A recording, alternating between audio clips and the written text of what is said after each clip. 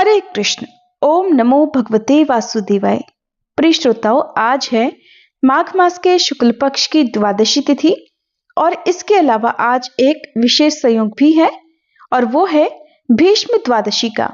और आज के इस वीडियो में आप सभी सुनने वाले हैं जया एकादशी व्रत के पारणा की कथा, साथ साथ सुनेंगे भीष्म द्वादशी की भी कथा, जिसके सुनने से पितरों का भी उद्धार होता है। साथ ही तुलसी माता की कृपा से घर में सुख समृद्धि और धन के भंडार भी भर जाते हैं। भीष्म द्वादशी माघ मास के शुक्ल पक्ष की द्वादशी तिथि को होती है और मान्यता है कि इस दिन व्रत करने से उत्तम संतान की प्राप्ति होती है और अगर संतान है तो उसकी प्रगति होती है। इसके अलावा सभी मनोकामनाएं पूर्ण होकर सुख समृद्धि की भी प्राप्ति होती है। भीष्म द्वादशी को गोविंद द्वादशी भी कहते हैं और इस विशेष दिन पर भगवान विष्णु का पूजन तिल से किया जाता है तथा पवित्र नदियों में स्नान और फिर दान करने का भी नियम है। इससे मनुष्य को सभी शुभ फलों की प्राप्ति होती है। हमारे धार्मिक पौराणिक ग्रंथ पद्म पुराण में माघ मास के महात्म्य का वर्णन किया गया है, जिसमें कहा गया है कि पूजा करने से भी भगवान श्री हरि को उतनी प्रसन्नता नहीं होती जितनी कि माघ महीने में स्नान मात्र से होती है। इसलिए सभी पापों से मुक्ति और भगवान वासुदेव की कृपा प्राप्त करने के लिए प्रत्येक मनुष्य को माघ स्नान अवश्य ही करना चाहिए। महाभारत में उल्लेख मिलता है कि जो मनुष्य माघ मास में तपस्वियों को तिलदान करता है उसे कभी नरक के दर्शन नहीं करने पड़ते। माघ मास की द्वादशी तिथि को दिन रात उपवास करके भगवान माधव का पूजन करने से मनुष्य को राजसूय यज्ञ का फल मिलता है। अतः इस प्रकार माघ मास में स्नान दान की अपूर्व महिमा है। भीष्म द्वादशी का व्रत भी एकादशी की तरह ही पूर्ण पवित्रता के साथ मन को शांत रखते हुए पूर्ण श्रद्धा भक्ति से किया जाता है। इस बारे में प्रचलित कथा के अनुसार राजा शांतनु की रानी गंगा ने देवव्रत नामक पुत्र को जन्म दिया और उसके बाद गंगा शांतनु को छोड़कर चली गई, क्योंकि उन्होंने ऐसा वचन दिया था। शांतनु गंगा के वियोग में दुखी रहने लगे, लेकिन कुछ समय बीतने के बाद शांतनु गंगा नदी पार करने के लिए मत्स्यगंधा नाम की कन्या की नाव में बैठते हैं और उसके रूप सौंदर्य पर मोहित हो जाते हैं। राजा शांतनु कन्या के पिता के पास जाकर उनकी कन्या के साथ विवाह करने का प्रस्ताव रखते हैं, लेकिन मत्स्यगंधा के पिता ने राजा शांतनु के समक्ष एक शर्त रखी कि उनकी पुत्री को होने वाली संतान ही हस्तिनापुर राज्य की उत्तराधिकारी बनेगी, तभी यह विवाह संभव है। और यही मत्स्यगंधा आगे चलकर सत्यवती नाम से प्रसिद्ध हुई। राजा शांतनु ने इस शर्त को मानने से इनकार कर दिया, लेकिन इसके बाद वे बेहद चिंतित रहने लगे। देवव्रत को जब पिता की चिंता का कारण पता चला तो वह अपने पिता के समक्ष आजीवन अविवाहित रहने का संकल्प ले लेते हैं। पुत्र की इस प्रतिज्ञा को सुनकर राजा शांतनु ने उनसे इच्छा मृत्यु का वरदान लेने को कहा। इस प्रतिज्ञा के कारण ही देवव्रत आगे चलकर भीष्म पितामह के नाम से प्रसिद्ध हुए।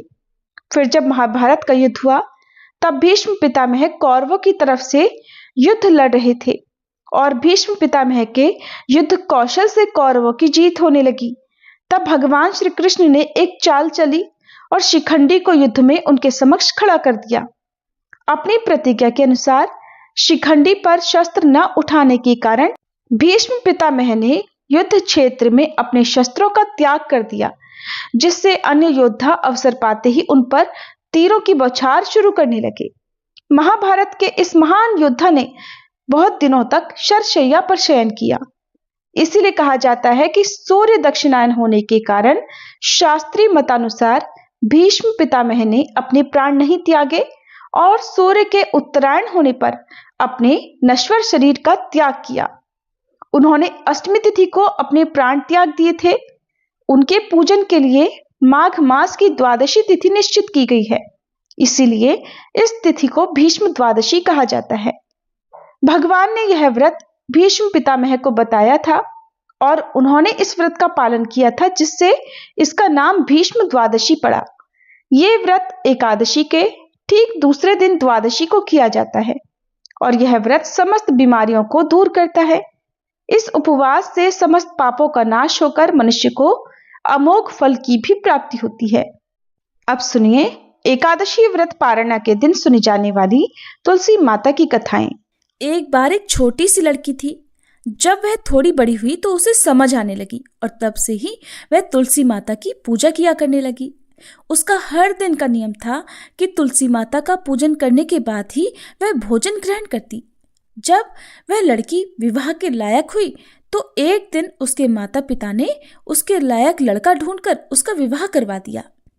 लड़की को उसके माता पिता ने दहेज में एक तुलसी का गमला भी दिया, क्योंकि वे जानते थे कि उनकी बेटी को तुलसी पूजन कितना प्यारा है और वे बिना तुलसी के पूजन किए कुछ खाती भी नहीं। ससुराल में अब वह लड़की हर दिन सुबह उठते ही पूजा करती, तुलसी की पूजा करती, फिर उसके बाद ही खाना खाने बैठती थी। उसकी 2 जेठानियां भी थीं। वे दोनों उसको इस तरह पूजा करता देखती तो खूब मजाक उड़ाती कि बड़ी नियम धर्म वाली बनती है। उन दोनों को उस लड़की से बहुत ईर्ष्या भी होती थी, इसलिए अक्सर वे दोनों तुलसी जी का गमला छुपा दिया करती।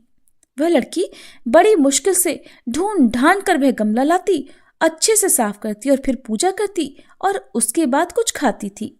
आए दिन उस लड़की की जेठानियां उसे सताने लगी और गमला छुपा दिया करती। किसी तरह से ढूंढ ढांड कर वह तुलसी का गमला लाती और पूजा करती। एक दिन तो उसकी जेठानियों ने क्या करा कि तुलसी का वह गमला ही दूर फेंक दिया। लड़की ने घर में आसपास उस गमले को खूब ढूंढा, लेकिन गमला वहां होता तब तो मिलता ना। वह गमला मिला ही नहीं। ढूंढ ढांड कर वह लड़की बहुत परेशान हो गई, इतना दुखी हो गई कि जब उसने तुलसी जी की पूजा ही नहीं की तो उसने खाना भी नहीं खाया, क्योंकि उसका रोज का नियम जो था। अब जब नियम टूटा तो वह बहुत उदास हो गई।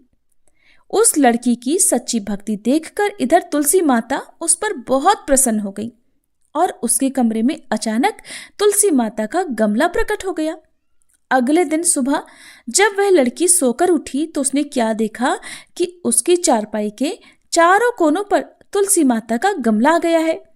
अब तो ये देखकर लड़की बहुत खुश हो गई और सोचने लगी कि अब तो मेरी तुलसी माता को कोई चुरा नहीं सकेगा, कोई तुलसी का गमला छुपा नहीं सकेगा। पूजा करने के लिए भी मुझे अब कहीं और नहीं जाना पड़ेगा। अब तो मेरी तुलसी माता को कोई फेंक भी नहीं सकेगा। ये सोचकर बहुत खुश हो गई और जल्दी से उठकर उसने स्नान किया और तुलसी माता की पूजा कर ली। पूजा करने के बाद जब वह खाना खाने बैठी तो उसकी जेठानियां उसका मजाक उड़ाने लगी, कहने लगी, लो देवरानी का नियम धर्म पूरा हो गया। दरअसल उन्होंने ऐसा इसलिए कहा क्योंकि उन्होंने तो जानबूझकर तुलसी का गमला बहुत दूर फेंक दिया था और उन्हें ये लग रहा था कि देवरानी ने आज तुलसी की पूजा नहीं की और बिना पूजा किए ही खाना खाने बैठ गई। तब दोनों जेठानियां देवरानी को ताना देते हुए कहने लगी, हो गया तुम्हारा नियम धर्म पूरा, कर ली तुमने तुलसी की पूजा। तो देवरानी धीरे से बोलने लगी, हाँ मैंने पूजा कर ली। जेठानियां कहने लगी, अरे कहाँ से कर ली पूजा, गमला तो हमने फेंक दिया था। ऐसा कहकर जेठानियां हंसने लगी तो देवरानी कहने लगी, देख लो मेरे कमरे में खाट पर तुलसी जी लगी हुई है। अंदर जाकर जेठानियों ने देखा तो बहुत शर्मिंदा हुई और बोली, देवरानी तुम्हारी भक्ति में बहुत सच्चाई है, हमने तुम्हें बहुत परेशान किया, हमें क्षमा कर दो। तब भोली भाली देवरानी ने अपनी जेठानियों को क्षमा कर दिया और तब से देवरानी और जेठानी मिलकर तुलसी जी की पूजा करने लगी और उनके घर में सुख समृद्धि के भंडार भर गए और उनके सभी दुख दूर हो गए। हे तुलसी माता, जैसी निर्मल बुद्धि आपने जेठानियों की और जैसे उन सब के घर में सुख समृद्धि के भंडार भरे, वैसे ही इस कथा को कहने और सुनने वाले सभी भक्तों के घर में भरना। प्रेम से बोलिए तुलसी माता की जय। एक बार किसी गांव में किसान रहता था। वह हर दिन मंदिर जाता और तुलसी माता की पूजा किया करता था। वह तुलसी माता से रोज प्रार्थना करता कि हे तुलसी माता मेरे आनंद करना। तुलसी माता ने एक दिन सोचा कि ये किसान बहुत सीधा साधा है, एक तो गरीब है फिर भी हर दिन समय निकालकर मेरी पूजा किया करता है, मैं इसके लिए कुछ न कुछ करना चाहती हूँ। ये सोचकर तुलसी माता ने एक छोटी कन्या का रूप धरा और किसान के रास्ते पर जाकर बैठ गई और फिर उस किसान से कहने लगी कि मैं भी तुम्हारे घर चलना चाहती हूँ, मेरा कोई नहीं है। किसान ने सोचा, घर पर तो मेरी 6 बेटियां पहले से ही हैं, अब 7 लड़कियों का मैं पेट कैसे भरूंगा, कैसे उनका पालन पोषण करूंगा और कैसे इनका विवाह कराऊंगा, मेरे पास तो कुछ भी ऐसा नहीं है। ये सोचकर वह किसान बहुत परेशान हो गया। मारे दुख के उसको आजकल कुछ भी अच्छा नहीं लग रहा था, यहाँ तक कि उसको खाना खाने का भी मन नहीं कर रहा था। उसे इस तरह परेशान देखकर उसकी पत्नी बोली, क्या बात है, आजकल बहुत दुखी रहने लगे हो। तब वह किसान बोला, क्या बताऊं, मैं मंदिर जाता हूँ, वहां पर एक छोटी सी कन्या बैठी हुई है और वह रोज कहती है कि मैं भी तुम्हारे घर चलूंगी। अब तुम ही बताओ भला, घर पर तो हमारी 6 बेटियां पहले से ही हैं, अब 7वीं को लाकर मैं कैसे उसका पेट भरूंगा, कैसे गुजारा होगा। किसान की पत्नी बोली, अरे इसमें परेशान होने की इतनी क्या बात है, अगर वह आ रही है तो आने दो, जैसे हमारी ये 6 बेटियां रहती हैं वैसी वो भी रह लेगी। तब किसान बोला, अरे हम उसका विवाह कैसे कराएंगे, कैसे इतने बड़े परिवार का गुजारा होगा। किसान की पत्नी ने उसे समझाते हुए कहा, अरे ये तो कोई भी बात नहीं, कोई मुश्किल ही नहीं, जैसे हम अपनी 6 लड़कियों की शादी करवाएंगे वैसे ही 7वीं की भी करवा देंगे, अपनी 7 लड़कियों का विवाह साथ साथ करवा देंगे। अब किसान को अपनी पत्नी की बात सही लगी, उसका मन थोड़ा हल्का हुआ।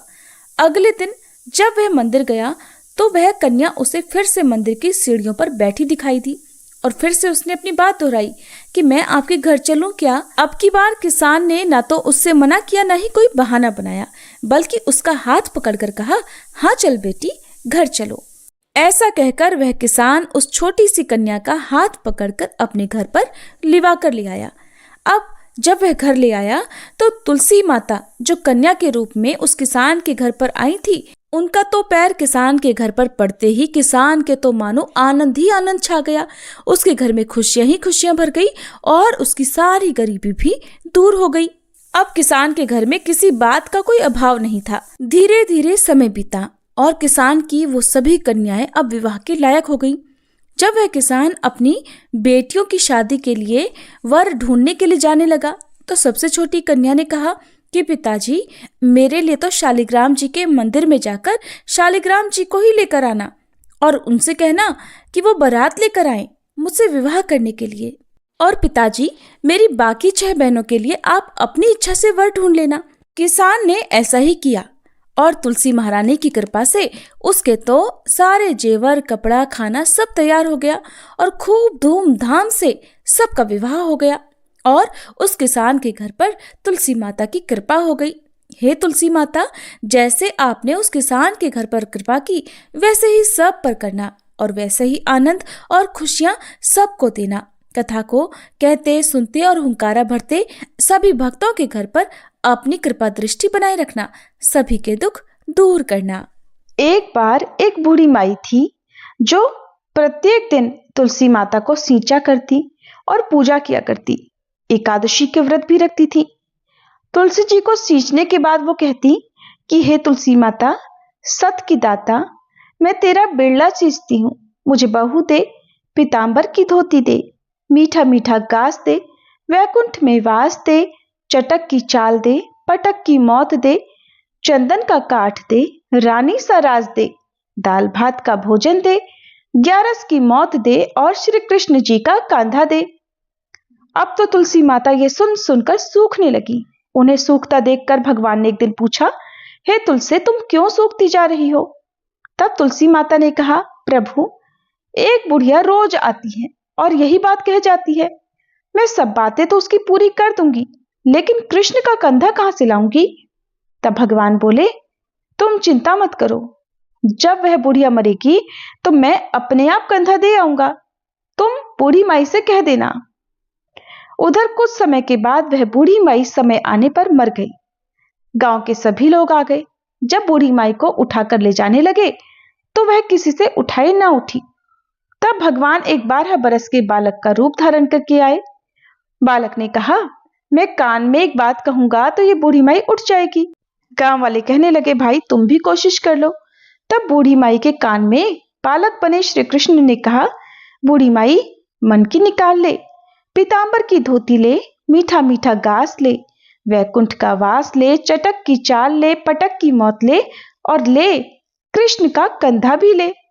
ये बात सुनते ही बूढ़ी माई तो तुरंत हल्की हो गई और फिर भगवान ने उन्हें कंधा दिया। इस प्रकार बूढ़ी माई को मुक्ति मिल गई। हे तुलसी माता, जैसे बूढ़ी माई को मुक्ति मिली वैसी सबको देना। कथा कहते सुनते हुंकारा भरते सब पर अपनी करुणा बनाए रखना। सभी प्रेम से बोलिए तुलसी महारानी की जय। श्री कृष्ण भगवान की जय। आप सुनिए तुलसी माता की आरती। तुलसी महारानी नमो नमो, हर की पटरानी नमो नमो। तुलसी महारानी नमो नमो, धन तुलसी पूरण तप कीनो। शालिग्राम बनी पटरानी नमो नमो। तुलसी महारानी नमो नमो, हर की पटरानी नमो नमो। जाके पत्र मंजरी कोमल, श्रीपति कमल चरण लपटानी नमो नमो। तुलसी महारानी नमो नमो, हरि की पटरानी नमो नमो। कौन महीने बोई रानी तुलसा, कौन महीने हुई हरियाली नमो नमो। तुलसी महारानी नमो नमो, हर की पटरानी नमो नमो। कौन महीने हुई तेरी पूजा, कौन महीने हुई पटरानी नमो नमो। तुलसी महारानी नमो नमो। आषाढ़ मास में बोई रानी तुलसा, सावन महीने हुई हरियाली नमो नमो। तुलसी महारानी नमो नमो, हरि की पटरानी नमो नमो। कार्तिक मास में हुई तेरी पूजा, मंगसिर मास हुई पटरानी नमो नमो। तुलसी महारानी नमो नमो, हर की पटरानी नमो नमो। धूप दीप नैवेद्य आरती, पुष्पन की वर्षा बरसानी नमो नमो। तुलसी महारानी नमो नमो, हर की पटरानी नमो नमो। 56 भोग 3600 व्यंजन, बिन तुलसी हरि एक न मानी नमो नमो। तुलसी महारानी नमो नमो, हरि की पटरानी नमो नमो। जो तुलसी को सवेरे गाए, श्री कृष्ण के दर्शन पाए नमो नमो। तुलसी महारानी नमो नमो, हर की पटरानी नमो नमो। जो तुलसी को दोपहर गाए, खीर खांड का भोग लगाए नमो नमो। तुलसी महारानी नमो नमो, हर की पटरानी नमो नमो। जो तुलसी को सांझ को गाए, श्री कृष्ण की आरती उतारे नमो नमो। तुलसी महारानी नमो नमो, हर की पटरानी नमो नमो। जो तुलसी को रात को गाए, श्री कृष्ण के चरण दबाए नमो नमो। तुलसी महारानी नमो नमो, हर की पटरानी नमो नमो। सब सखी मैया तेरो यश गावे, भक्ति दान दी जय महारानी नमो नमो। तुलसी महारानी नमो नमो, हर की पटरानी नमो नमो। तुलसी महारानी नमो नमो, हर की पटरानी नमो नमो।